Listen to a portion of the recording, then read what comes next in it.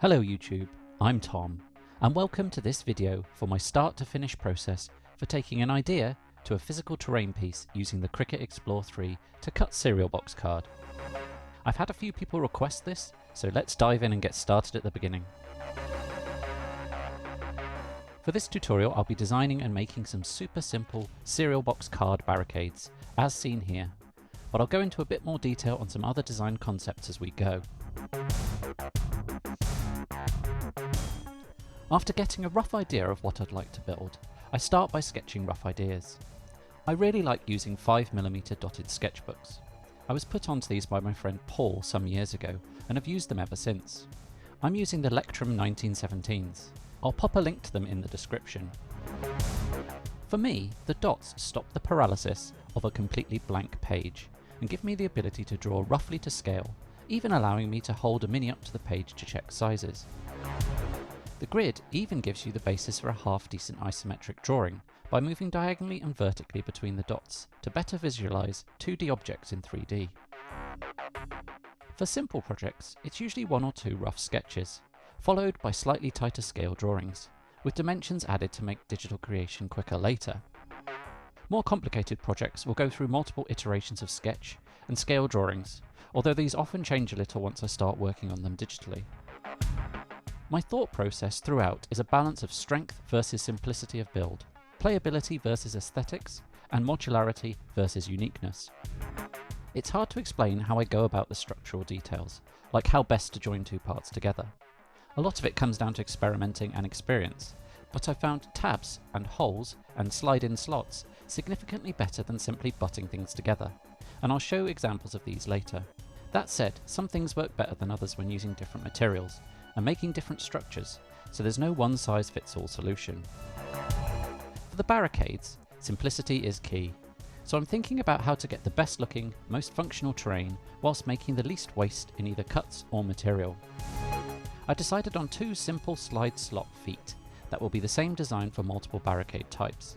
These won't be the strongest or the most aesthetic, but will provide excellent stability in a relatively small package and won't need to be specific to each design. They will also have the benefit of holding the barricade layers together without the necessity for glue. One of the things I love when making terrain is recycling. Not just for the ecological impact, but also it means a lot of your materials are free. Much to my wife's annoyance, I save up piles of empty cardboard boxes, which every now and then I get around to cutting down to a size in a bulk session. With cereal boxes, I fully open them along the seams, then remove the folds to get the large panels. I then place a folded sheet of A4, folding it in half makes it A5, and draw around the corners roughly 10 to 20mm away, and cut the oversized A5 sheet away and recycle the rest of the box. I use Adobe Illustrator to create the designs digitally. I'm lucky enough to have Illustrator, but there are lots of open source free alternatives that have most of the same features you'll see me use here. I don't have the scope or understanding to explain the process on each different platform, but I'll try to use software agnostic terms so you can search for tutorials explaining each part in each different tool. In Illustrator, I create a new A5 document set to landscape. This is 210mm by 148mm. I use this size because oversized A5 is the most common size I cut from cereal boxes, and keeps me from making my initial designs bigger than the area I can cut. In the document, I turn on the grid, set it to millimeters, and turn on snap to grid. For the initial process, I like to start with whole numbers, and grid snapping makes creating precise shapes and sizes really quick. Next, I refer to my sketchbook and create the main body of the first barricade using the dimensions I added to my sketches. I can either click and drag a shape, checking the dimensions in the box in the bottom right as I go, or click once and insert the dimensions in the width and height boxes. After creating the initial shape, I change its outline to 0.5 and clear its colour fill, making its inside transparent. Illustrator will then use these settings for subsequent shapes. I then add bevels to the corners. Pressing A or using the direct selection tool, I select just the top two nodes and click corners and change the type to chamfered and the amount to 5mm. You can also do this manually by using the pen tool to add nodes, directly selecting them and making the angled corners manually by moving the nodes. The benefit of the corners tool is that you can go back and change your mind at a later date by reselecting the corner and changing the value in the ribbon or properties panel. Next, I want to add the cuts for the slide slots, as these will be replicated on the subsequent layers. I add these as rectangles over the top of the main body. At this point, for convenience, I make them 1 mm wide and half the height the feet will be. I also add 1 mm overlap to the bottom of the body. This 1 mm overlap helps when we come to cut the slots away later. I like to colour these bits red or another contrasting colour to remind myself what they are. Before starting the next layer of detail, I'll create the feet. The size and shape of these will have an impact on the design of the detail layers, and as I'll reuse the feet across the different pieces of terrain, getting them locked in now will help down the line. I start by creating a rectangle 19 mm wide by 20 mm high, and bevel the top corners as described before. I then make a copy of the red slot cut on the main body and place it to the top of the middle of the foot, remembering to add the 1 mm overlap. We can ensure it is completely central by selecting both the foot and the slot, then clicking Align Horizontal in the Align or Properties tab, or going Object, Align, Horizontal Align Center. If we want to align without moving the foot off the grid, we can select both paths and then click on the foot to make the slot align to it rather than them both meeting in the middle. Eventually, the feet will be sliding over the 3 layers of serial card, and the width of the slot will need to reflect this. The card is roughly 0.6 mm thick, so the slot will need to be 3 times as wide. In Illustrator, we can do maths equations directly in the input, so I can make the slot width 0.6 times 3 wide. However, to avoid having to recenter the slot when we resize it, we need to ensure the transform point is set to the middle. I'm not sure if you can do maths equations in other software, but I'm sure you'll work it out. At this point, you can group the slot and the foot together, or if you are revisiting this tutorial, go ahead and oversize the cut as described later. The next layer I want to make is the frame detailing for the main body. For this, I usually start by creating an internal offset path. This is a copy of the original shape, but by plus or minus an amount. To do this, I select the body path, then go Object, Path, Offset Path, then set it to -4 mm and hit Return or click OK. You'll now see we need to adjust this layer for the slot feet. I hold Alt and drag over a copy of the foot and line it up next to the body to see how we can accommodate it. I add a box slightly taller than the height of the foot, and again, add a bevel. This piece is then duplicated and added to the other side.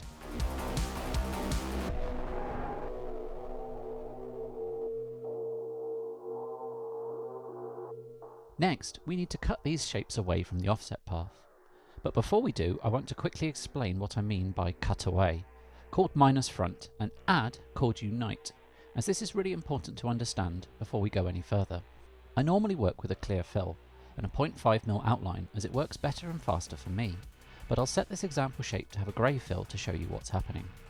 I'll create a smaller shape to cut away and move it so they are overlapping.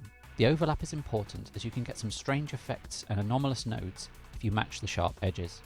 Now I select both paths and choose minus front to cut the front shape away from the back. Now, if I want to add to this path, I create another shape and overlap it. And now I'll select both and add them together with unite.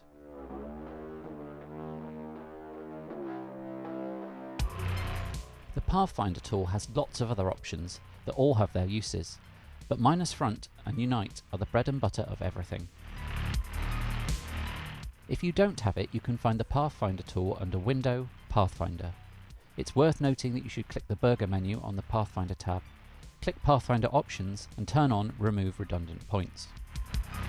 If the cut doesn't do what you expected, or you get an error, it's usually because the path you want to cut with needs to be above the path you want to cut into.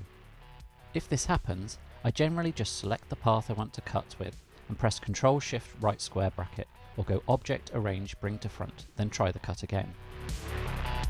Let's cut away the paths from the frame now by selecting all the paths and using minus front. Now that we have the basic internal shape, I'll cut this away from a copy of the main body path before adding more detail. To do this, we need to make a copy of the main body path that we'll cut into using the internal shape we just created to make the frame. We can either copy the red cuts along with the main body path, or cut them away now before we make the copy. This comes down to either having the confidence you won't need to change them in the future, or the complexity of the project, meaning it's better to keep them separate for the moment. This will come down to experience, but for the simplicity of this design, it's easy to cut them at this point. The next bit is a bit complicated, but is important to understand for both slide slots and tabs. One of the limitations of the Cricut Explore 3 Deep Cut blade is that it rotates freely and you can't get super tight corners without workarounds in your design. Each corner gets ever so slightly rounded, and this rounding stops exact size holes fitting exactly, as you can see from this example, which is exaggerated to make it clearer. The tab cannot perfectly flush to the hole. I've experimented with all sorts of solutions, but the quickest and easiest is slightly oversizing your tab holes and slots, as you can see here. The amount you need to oversize them depends on the materials you are cutting, but here for serial card I add 0.2 to the width and 0.4mm to the length on the holes.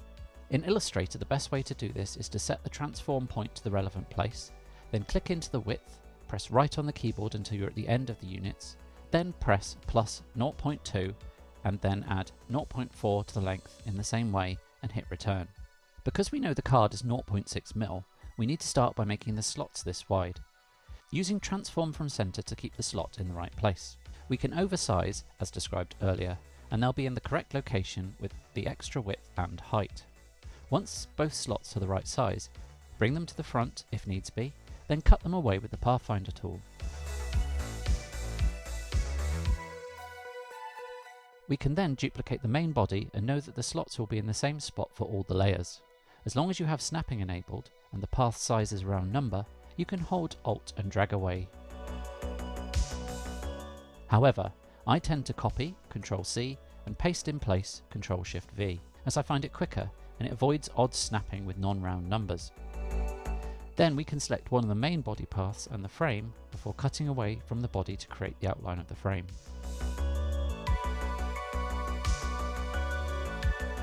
Next, I want to add reinforcements to the centre of the frame for a more interesting design.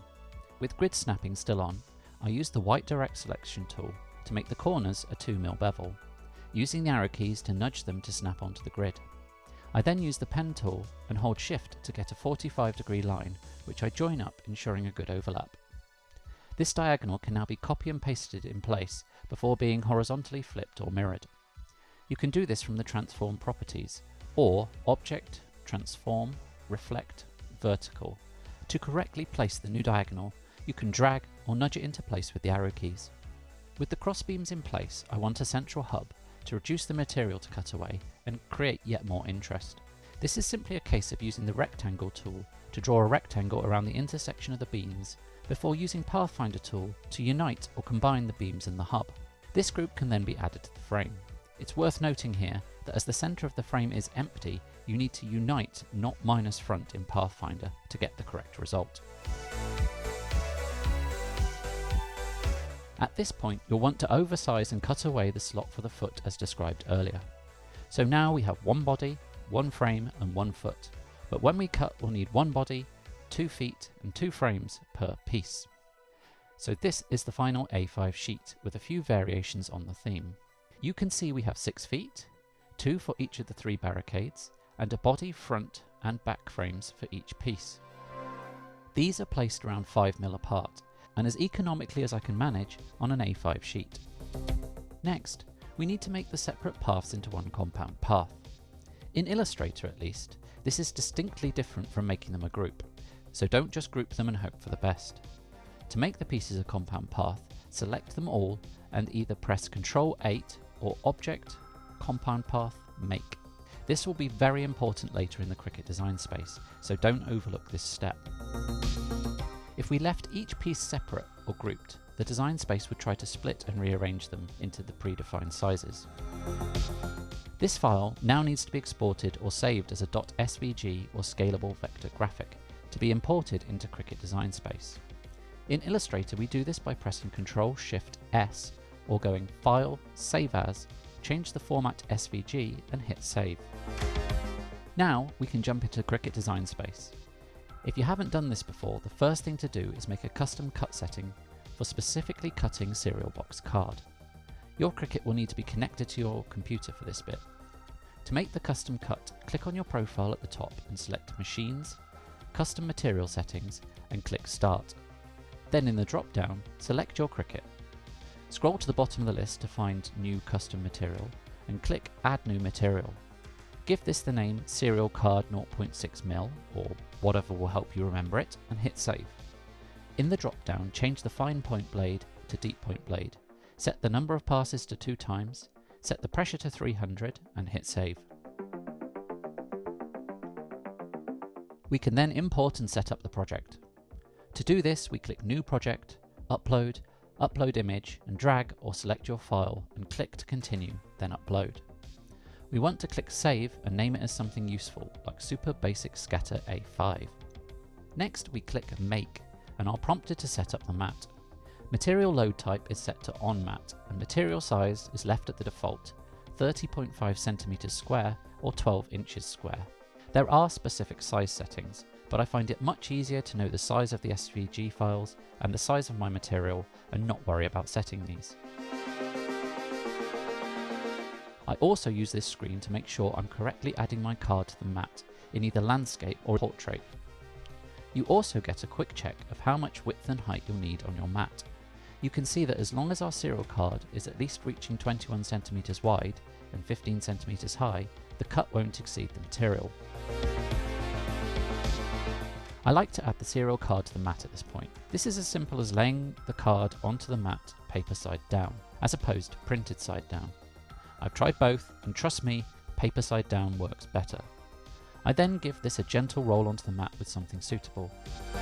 I'm not trying to mash the card into the mat, just pushing it enough for it to stick and not wiggle about when being cut.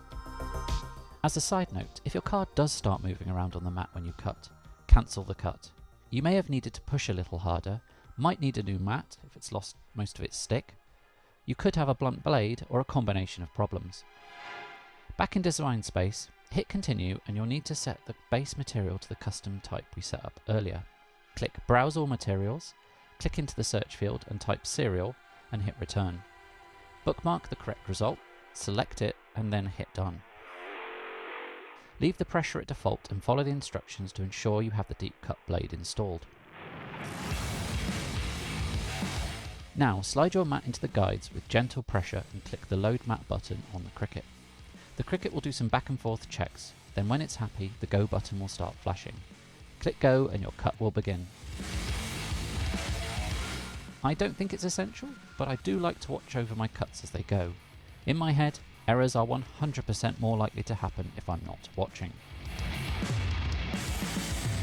When the cut is finished, the Load/Unload light will start flashing. Clicking this will roll the mat out and allow you to take it. We can now gently begin peeling away the card from the mat. It's worth being careful, as the serial box will tear even with the minimal amount of adhesion from the cutting mat. We can even check the design works by piecing together one of the sections.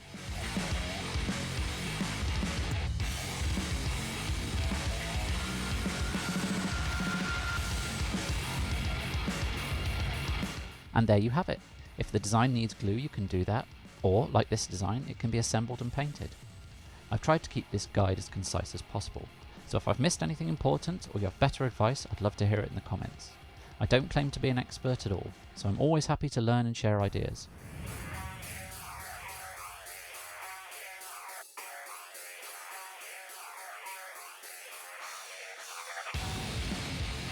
I hope this has been useful and you've learnt something, or I've inspired you to have a go. I'll leave you with some photos of these barricades in use at Warhammer World for my brother's 40th birthday trip. See you, YouTube!